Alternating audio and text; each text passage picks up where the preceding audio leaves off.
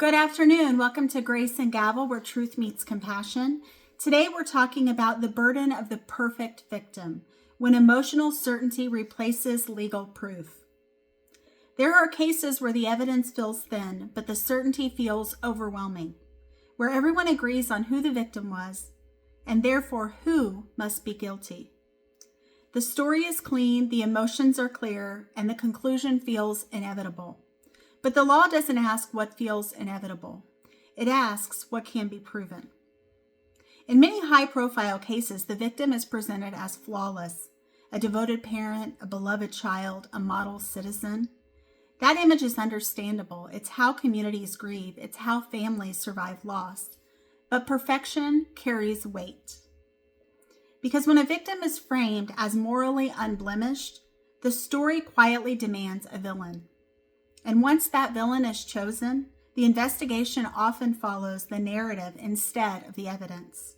Jurors don't walk into a courtroom untouched by that story. Neither do investigators. Neither does the public. And that's where the legal standards begin to erode.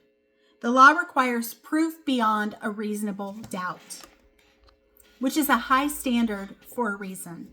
It's not saying proof that we think might be right. It's not proof that most likely is right.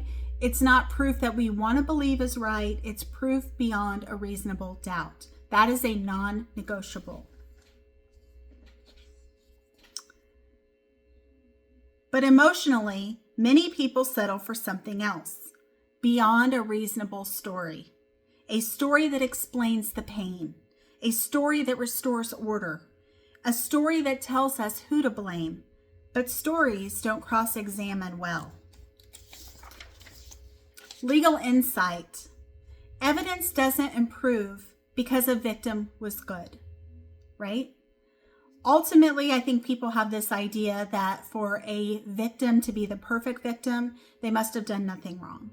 Clearly, we know we're demanding perfectionism, which is an impossible standard for us to hold others to. No one is perfect, not even us, right? I'd love to be, but I'm not, right? Let's be honest. Suspicion doesn't become proof because grief is righteous. And when emotional certainty fills the gaps where evidence should be, the risk isn't just wrongful conviction, it's the quiet abandonment of doubt itself.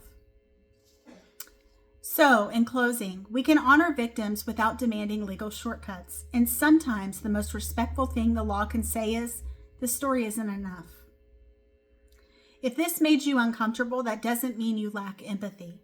It often means you're separating grief from proof, and that matters. Thank you for tuning in to Grace and Gavel, where truth meets compassion, and I appreciate it, and I hope that you'll come back and see us again soon. Bye-bye.